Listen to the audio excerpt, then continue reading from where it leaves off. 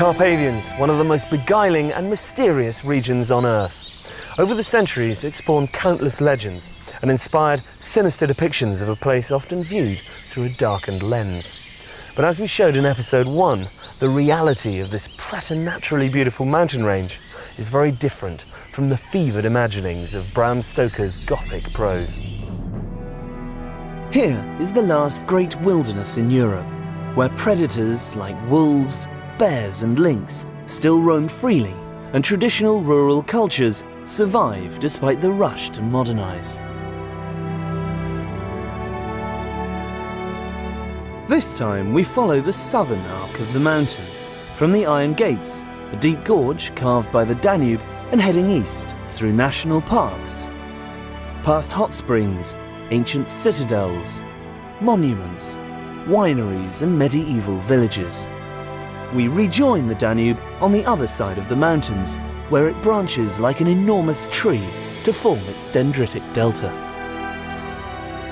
On the way, we will see very different environments. The Carpathian Mountains, home to the largest concentration of old-growth temperate forest in the world, and by contrast, Europe's most expansive wetland, a vast, reed-covered haven for rare and exotic fauna.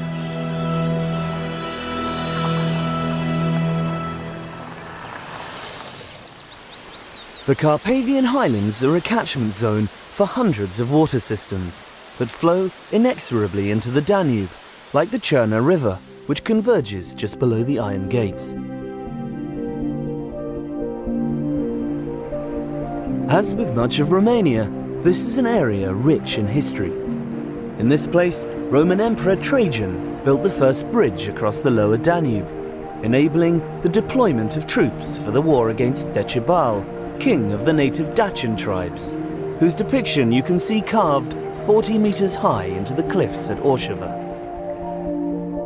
On their march towards the Dacian capital Sami-Segetusa, the Romans discovered a utopian valley, where hot water flowed steaming from the hillsides. Here they built opulent baths and founded the town of Herculani, which grew to become one of the world's most famous spa resorts. But since its heyday in the mid-1700s, Herculani has fallen into decay. Only now have its fortunes begun to recover, with a new 5-star hotel about to open and a raft of other projects in the pipeline. The old town is constructed around springs, which possess differing mineral properties, believed to cure a variety of maladies. For instance, there's one for the eyes, another for intestinal complaints. It was in the 1730s, during the time of the Great Habsburg Empire, that Herculani rose to prominence. Numerous regal resorts sprang up, all dressed in the gilded opulence of Austrian Baroque, and host to a firmament of kings, queens and glitterati. However, the end of the Habsburg era and the steady decline of foreign visitors meant that its fortunes peeled and faded, like the plaster and paint that covered its palatial streets. One of the victims of this creeping dereliction is the Neptune or Imperial Baths.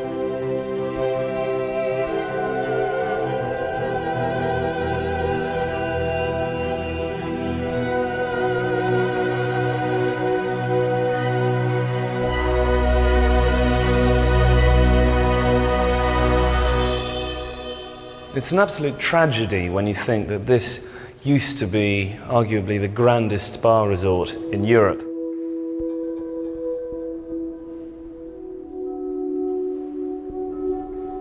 Thankfully, there are now plans to restore this incredible monument, along with a number of other historic structures. So hopefully, in the not-too-distant future, this well-kept secret will once again become the pride of Romania.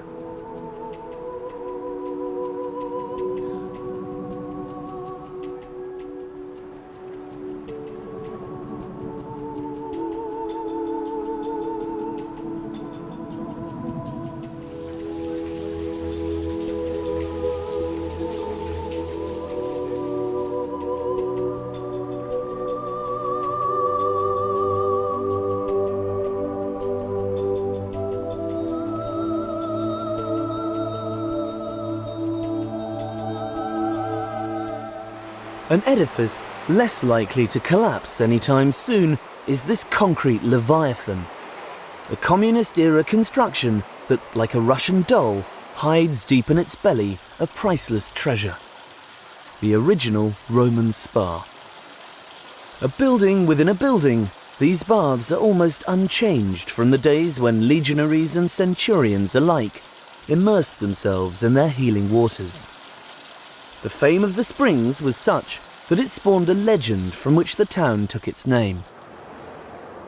Baile Herculani, or the Baths of Hercules, was alleged to be the place where the son of Zeus stopped to freshen up before heading off to tackle the Hydra. A fight so monumental that the serpent's death throes wrung great gouges from the bedrock, the evidence of which you can still see an hour's drive further upstream.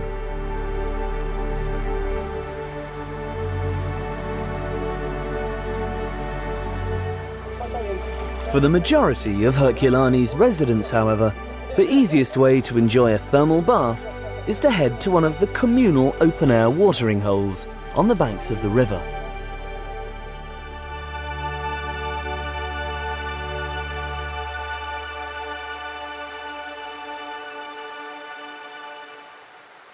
The surrounding hill country above Herculani is wild and solitary.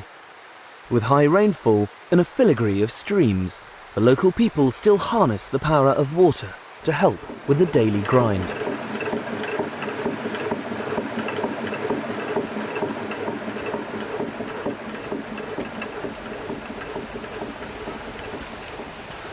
This really is the ultimate in sustainability. Serena brings her grain up here by cart. She grinds it using the water from the river, and then she transports the flour back to the village, again by hand, to feed her family and her pigs. At no point is any electricity or gasoline used in this process.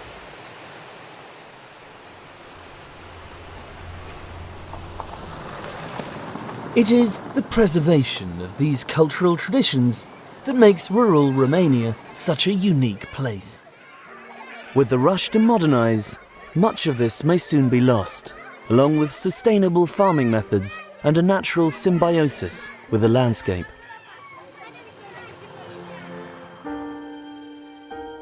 The Carpathian foothills northeast of Herculani provide an ideal climate for the renaissance of an industry that was banned by the Dacians because of its detrimental effect on discipline, namely viticulture.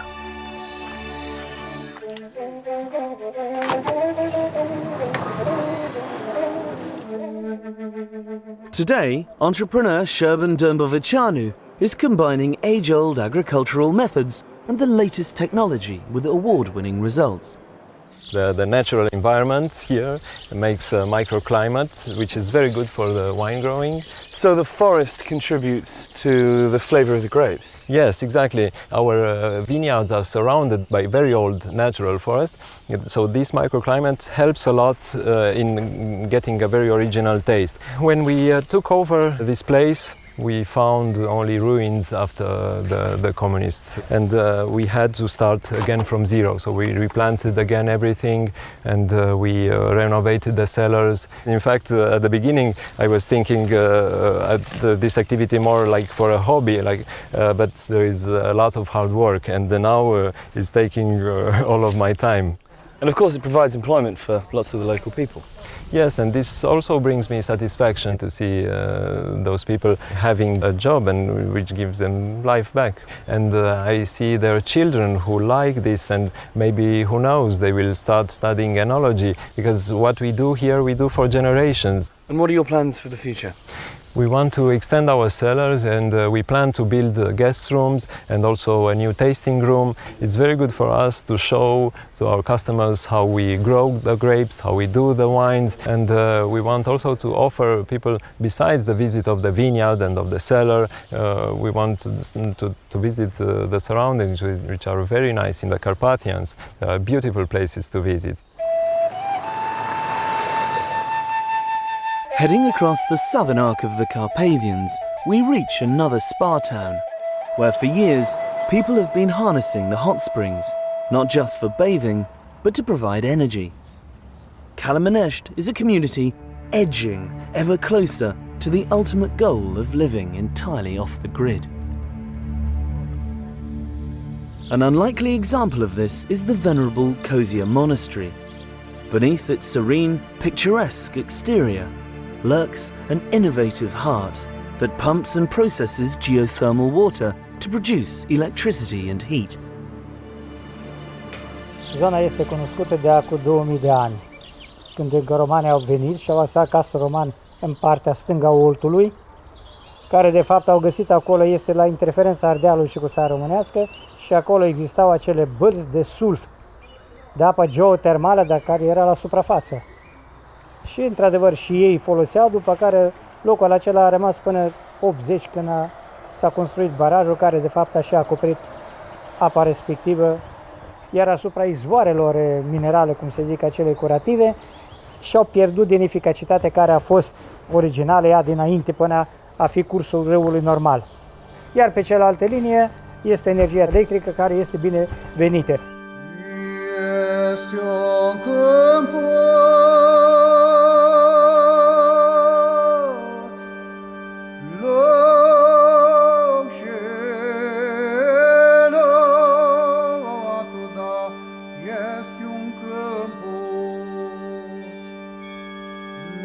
The rare beauty of the hills around Kálmán has had a strong spiritual significance since early Christian times.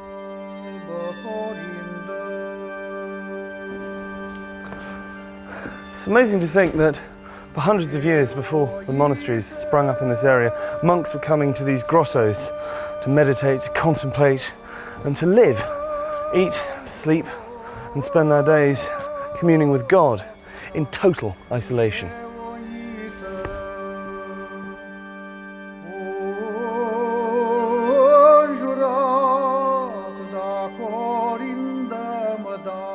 Rising heavenward above the River Olt is the Great Kozia National Park, containing some of the highest oak and beechwood forest in Europe.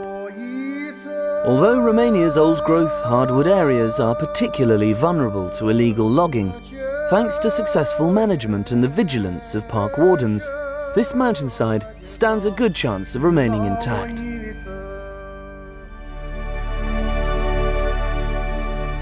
Travelling east again, you reach the roof of the Carpathians, where the mountains are at their most bleak and breathtaking.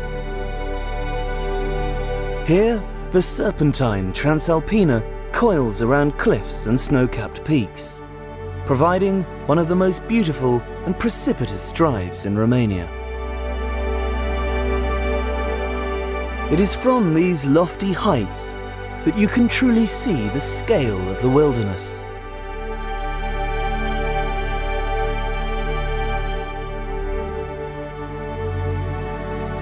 This sea of green that stretches to the horizon contains Europe's last great expanse of pristine forest. Sadly, you can also see the extent of its ongoing destruction.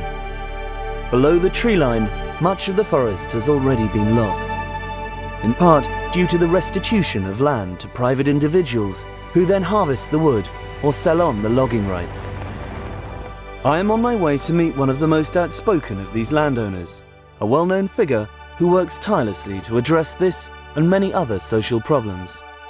Princess Margarita of Romania.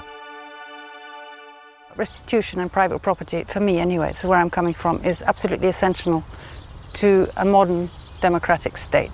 But having said that, I think that the restitution process was badly done. First of all, it was done in dribs and drabs. It was done in a chaotic manner, and it's led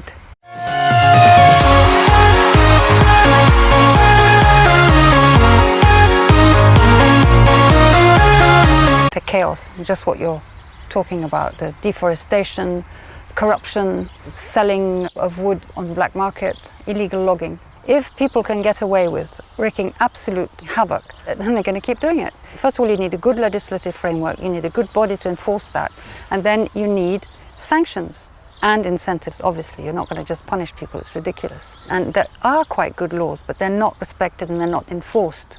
This has to be done if we want to get anywhere. But it's also to do with attitudes and education. Unless people are really educated to respect nature, and I think a lot of our children do have that respect. If you don't have respect for one another, you don't have respect for nature or for the elderly people who've been very, very badly treated here. Once you're over 50, you're finished. I mean, it's just go out to pasture.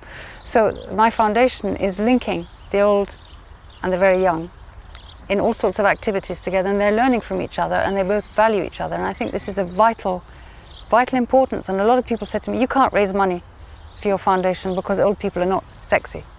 But in fact, the amount of knowledge that the children get from them are extraordinary. And there's a huge spark of energy that comes out of that connection between the generations. Do you think it's possible for people living on the edges of the forest to have a sustainable livelihood from the forest itself? Yes, I do. If you set in place a proper policy and proper rules and regulations that people who can work from crafts, from cultural tourism, agritourism, etc., this is something that can definitely allow people to make a living out of their land. And it has to be done because forests in Romania should be a strategic development point in the whole of Romania. It's not something that can be used up, because once it's used up, it's gone. It could be the best brand Romania has. There's no choice. Either you do it or it's the end of everything. And it's absolutely vital to the future of Romania. One area that is thankfully now protected from hunting and logging is the Buceci Natural Park, a short drive from Brașov.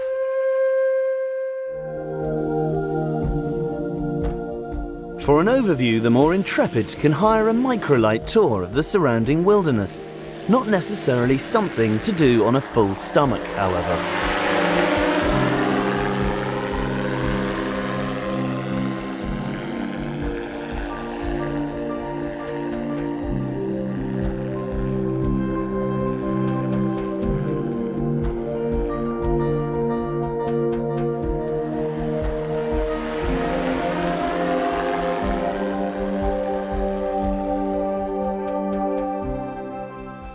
But for full immersion, the only way to properly appreciate this vertiginous paradise is to pull on your walking boots and head out on one of the many trails that crisscross its rugged slopes. To keep me on the straight and narrow, I was joined by guide Oana Mihai and a team of local rangers. They are very careful about this area. They do not allow to cut trees. Animals are protected, and nature is in its wild form. So there's no hunting here at all? No, not even hunting. in a limited, sustainable way? No Nothing. hunting, nothing. I wish more areas of the Carpathians were like this. It would be lovely, because here the nature is in its purest form. The ecosystem regulates itself. Yes, it is not interrupted by humans. Do you think this is the way forward for this part of Romania, that by attracting people here for adventure tourism and hiking, that it will provide a sustainable income for the people who live here? Definitely, because we have the place that allows us to do adventure tourism here, and people really need this money coming from tourism. Hiking through pristine forest, past alpine meadows and razor-sharp crags, you are once again overwhelmed by how fragile and unbelievably precious this landscape is.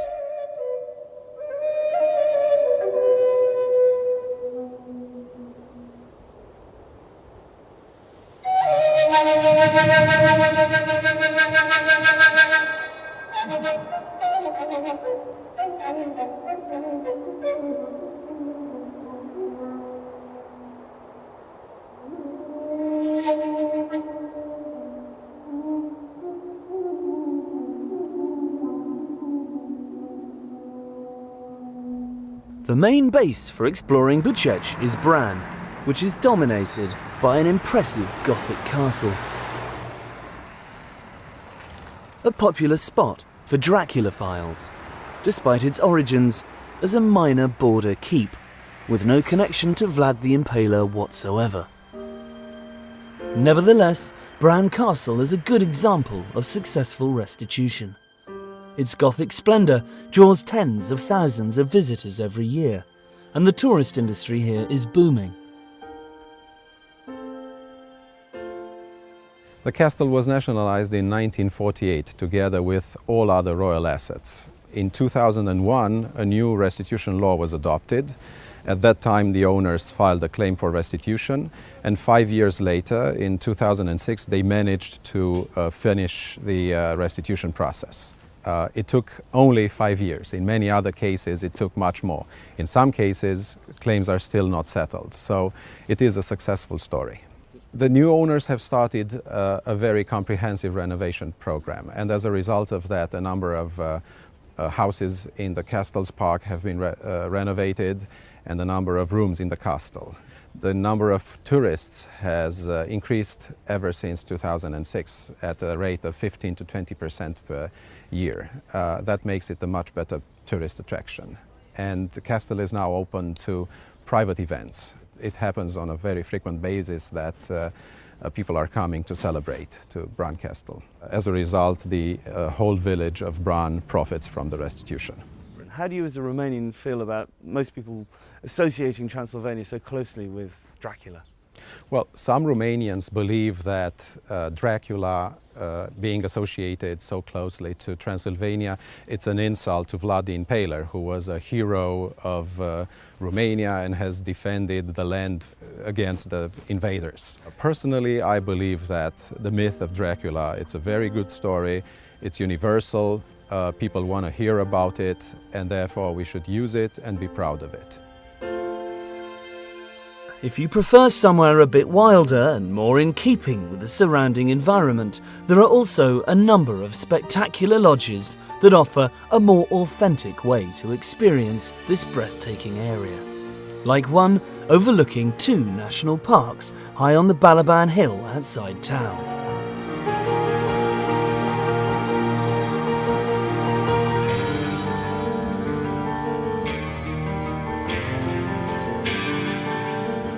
Built by visionary environmentalist and filmmaker Dan Dimancescu. Well, this is kind of a little mini miracle. I've been coming to Romania for many times now since the 1990s, and on one little trip I came on this hilltop and just fell in love with it. But there's a bit more to it than that, because my family originated not far from here, about 30 miles south in the Carpathians, and we have a long history of land ownership there, so this was kind of like coming back home. And did you originally start with the idea to build a hotel? I was thinking of building something, and the connection that was kind of interesting to me, I came here in 1968 working for National Geographic on a story where I walked from the Ukraine to the Black Sea with colleagues. And we did a story on the Carpathians in 1968. We came around here and I sketched a little building in my notebook. And by a miracle, that building was taken to Sibiu, to the Ethnographic Museum. I saw it, and this is a carbon copy of that building that I sketched in 1968. And I'm a kind of an aficionado of architecture, and when I see these buildings, I see a very beautiful, elegant design, almost Japanese in elegance. So there's been a lot of pleasure creating this. The most important part was that we had craftsmen from Sfântu Gheorghe, which is the Hungarian-Romanian community not far from here, who know how to work with wood. And they were very good craftsmen, very good craftsmen. The Carpathians are beautiful mountains. But one thing that's gone wrong is that as people have new money, they build houses very quickly, and cement is the preferred material. It's cheap, you can do it fast, and there's a kind of a creeping cement culture.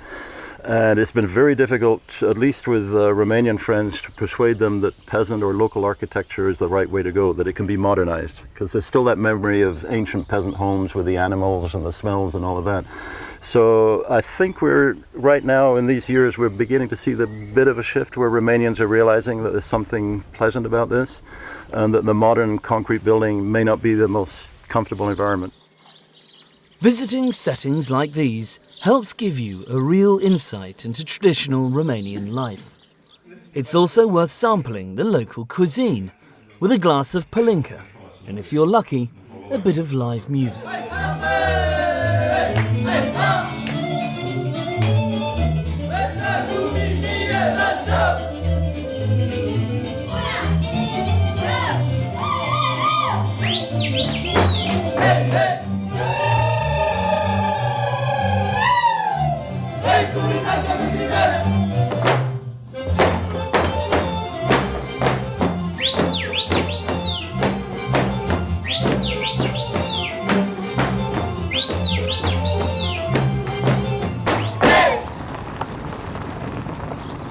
It's places like this lodge near Bran that are at the forefront of cultural tourism in Romania and represent one of its best hopes for the future. The capital of this area is Brașov, a vibrant city with great cafes and restaurants, beautiful churches, and a dramatic, if slightly derivative, backdrop.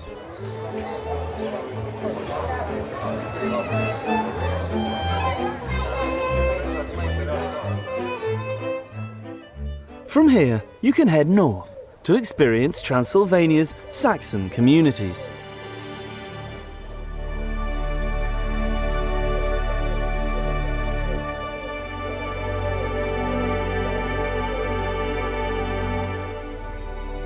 The chief of these is Sighișoara, one of the country's most visited attractions and the alleged birthplace of Vlad Tepes. Founded during the 12th century, Sighișoara is widely regarded as among the best preserved medieval citadels in Europe, and one that has never been conquered. Fed by its own wells and enclosed with gigantic walled towers, these ancient houses, churches, and cobbled streets remain locked in time. Each of its 14 towers were built and maintained by a guild. Among the most striking is the clock tower, which controlled the central gate and stored the city's treasures. Today, 9 of these towers are still standing, and one charity is working to repair and preserve them by returning them to the crafts and guilds responsible for their construction. The Trust is an organization that works to preserve the cultural heritage and the identity of the villages in Transylvania mainly. It took this name because Mihai Eminescu is, as you may know, the Romanian national poet. And what the Trust and himself have in common is the idea of preserving our national identity. And this is primarily within the Saxon areas of Transylvania? Most of all, we work in the counties of Brașov, Sibiu and Mureș. And we're working in the villages that were populated by Saxons who most of them left after the revolution and who were then repopulated by Romanian and Roma population. But also we're working in Sighișoara, where again we're trying to touch the architectural heritage, the tower that you're seeing here, as well as the natural heritage. But it's not just about preserving the buildings, the architecture itself, is it? It's not. One thing that is specific to Romania and it makes us proud is that this architecture, this wonderful nature is lived. The human communities are very much alive everywhere, and the Trust is trying to preserve this as it is, to give people an opportunity to have a good social, economic and cultural life here, not to live for the bigger cities, not to live abroad. Our intention would be to have in time in Sighișoara a craftsman working in every tower. Sighișoara may be an impressive place by day, but at night it becomes something else entirely. I know that Romanians are fed up with references to Dracula and Nosferatu, but standing here in what is arguably the birthplace of Vlad the Impaler, one of the oldest citadels in Europe, and seeing the glistening flagstones in the darkness between pools of lamplight, you do feel as if you've somehow stumbled into a Gothic horror.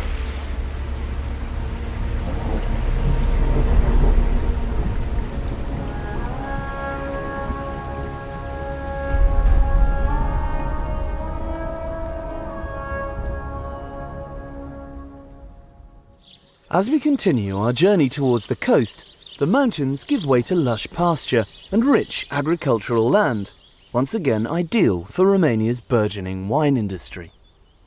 Further southeast, the foothills melt away completely, and one increasingly encounters a different kind of wilderness.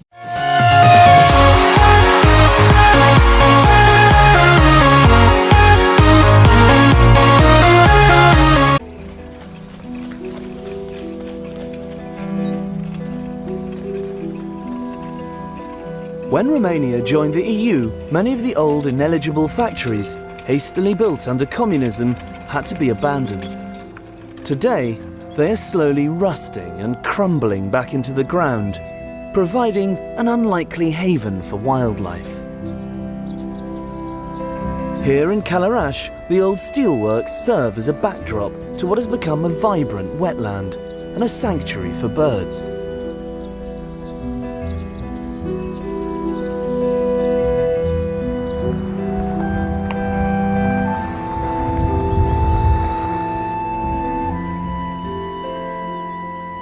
Might not be to everybody's taste, but I think there's something profoundly beautiful about this post-industrial scene, because it represents a rare example of nature reclaiming the landscape from man.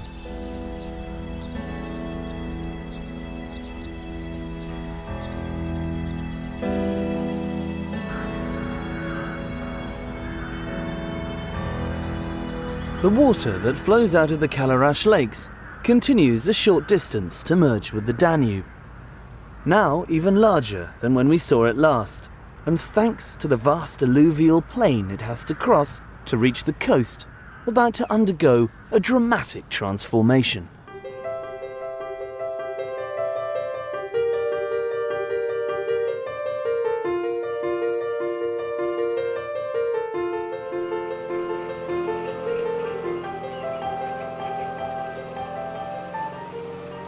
As it nears the sea, the Danube divides into a labyrinth of channels, a vast reserve designated by UNESCO as a World Heritage Site.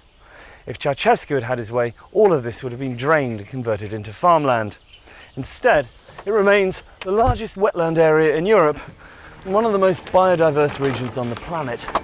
The Danube Delta has been described as the Amazon of Europe. 2,200 square miles of rivers, canals, marshes, reed-fringed lakes and sandy islands. This euliginous Eden harbours over 300 species of bird and 45 different types of freshwater fish, providing a critical habitat for many endangered animals and plants.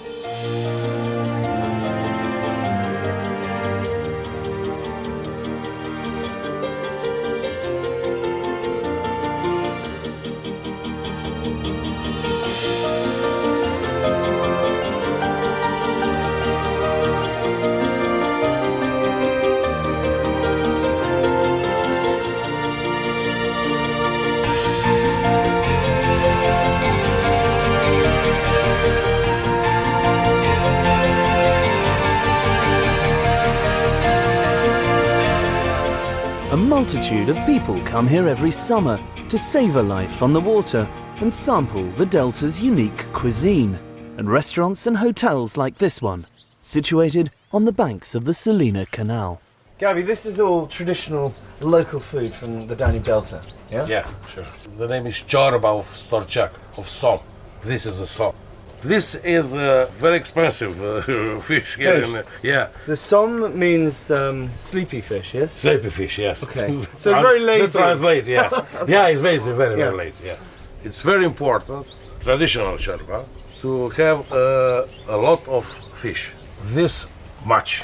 What else have you got here? Show me in here. What is this? This is wild boar. Wild boar. Yeah. Stew, like a casserole. Yes, yes. Okay. And they prepare this name tokitura, goulash. I like a goulash. I like a goulash. Okay. And now to see another fish. This is carp. You see, this is a sport fish in England. Yeah. You don't eat carp. But in Romanian, it's very good fish to eat. Yeah. Why did you decide to come to the Delta? Because it's wonderful here. This is paradise here. The heat is very. The food is amazing. Yes. Absolutely.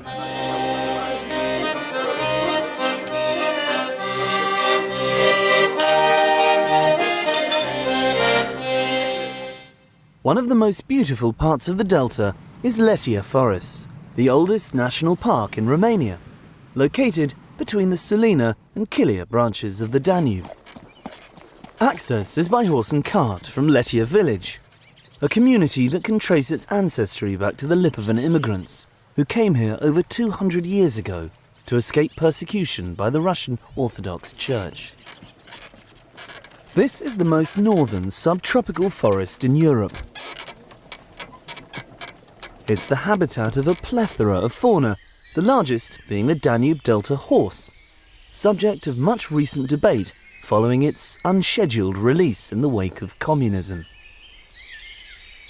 Environmentalist Liviu Mihaiu has been campaigning to highlight the impact of this invasive species.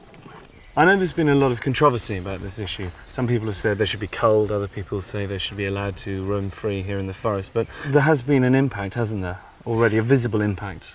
Yes, the specialists saw this impact on the trees, on the species, and maybe in 10 or 20 years will be a mess for this unique forest. You know, it might be irreparable damage to the ecosystem. They are not to be slaughtered, they are to be relocated.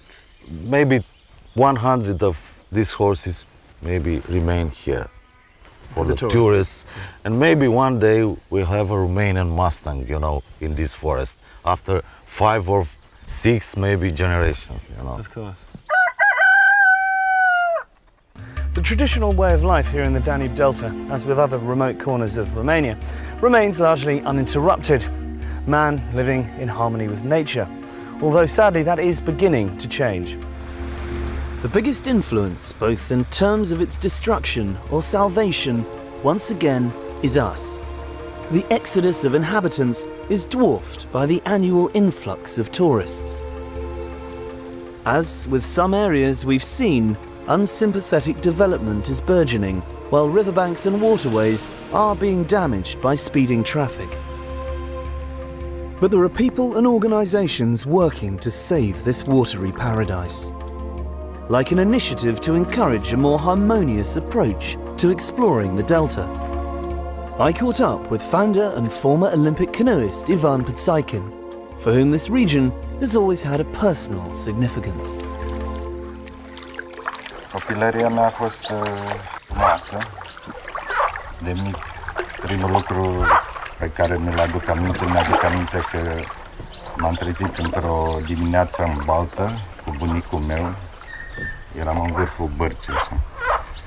Și asta mi-a rămas foarte plăcut, impresionant.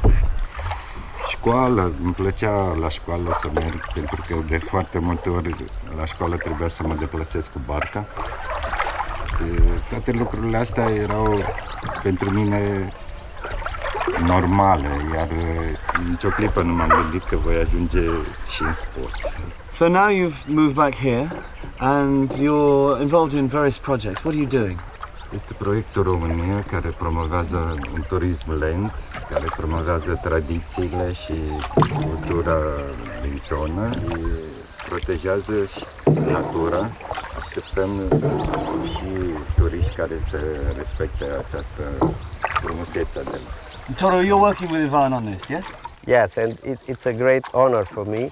One of the targets of our project is to bring tourists which is interested about what the nature and the local people can offer without any special investment. And this is the reason why Ivan and me, we are not trying just to promote the ecotourism. We are also trying to build partnership with associations which can bring know-how. And I think if we put on the same level the need of infrastructure with the need of protecting nature, and we will invest the same amount of energy, money and pride in this, I think we can solve this problem.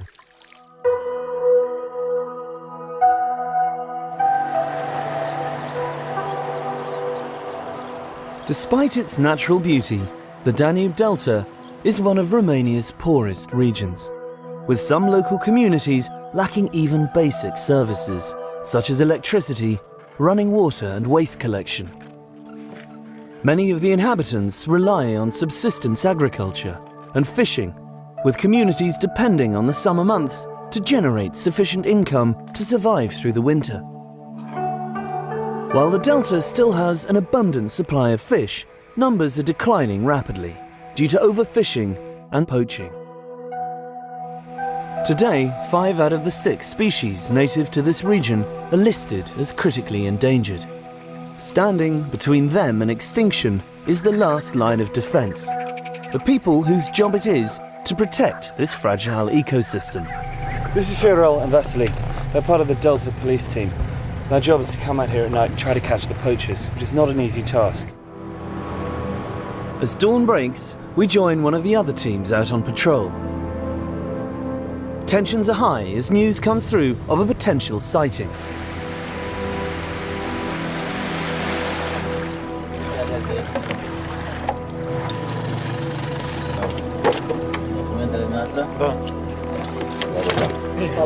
This guy looks like he's a legitimate fisherman. So the next thing is they take his details down and then go back and check them at the station. But even if he is legitimate, you still have to work out whether they're taking the quota or not.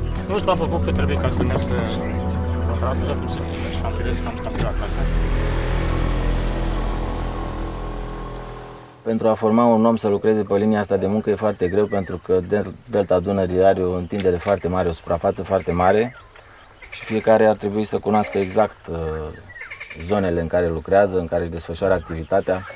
Moments later, we have another sighting. The team roars into action.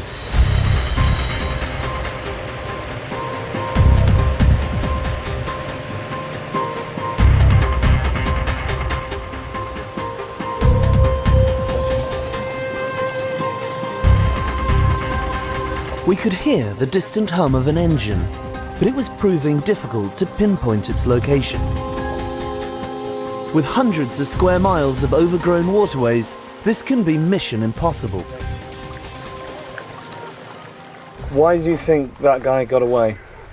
Apa mică, vegetația deasă, au bărcuțe mai mici, dar n-am făcut datoria și nu ne-am lăsat. N-am dat înapoi și braconierii trebuie să înțeleagă chestia asta că nu o să dăm niciodată înapoi. Tourism is now providing an alternative livelihood for many inhabitants of the Delta. And encouragingly, more environmentally conscious hotels are springing up amongst the reeds. I spoke to the founder of one of the first. GB, how long have you been living here in the area?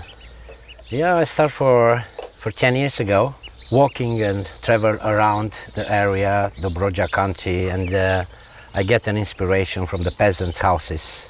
And I like to continue the traditions, you know. I build the houses and the walls is the yellow clay, and of course with the roofs, the reeds roof, you know. What I find constantly surprising is that despite the fact this is quite an inhospitable landscape at times, there is such a rich convergence of history here. You know, the first one was the Greeks, we have the Romans, after that the Turks, and if you look there to the right side, you know, the road, you know, is the Silk Road. The Silk Road to Krakow and to Lviv, which was a very important cities.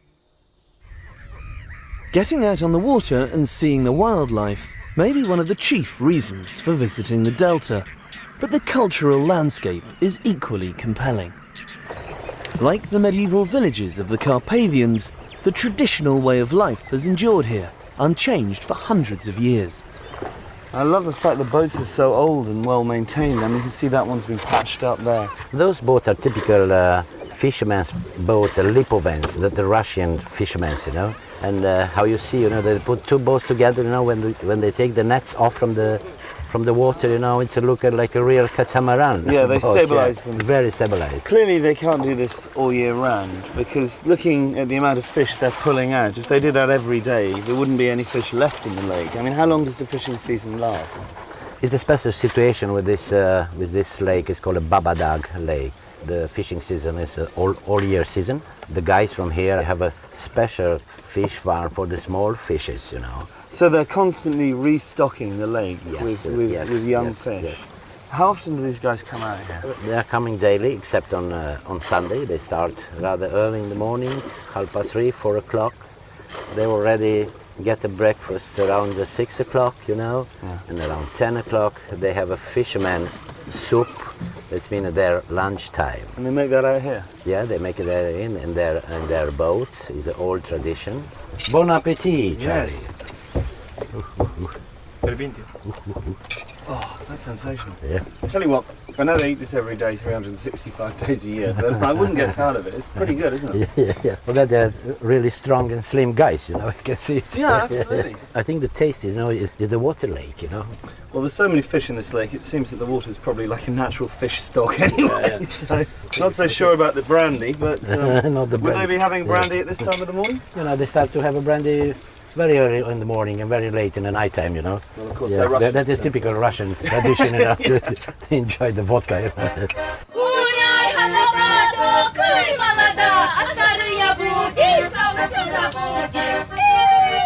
Another important aspect of Russian-Romanian culture is music and dancing, as Gibi and I were lucky enough to witness that evening.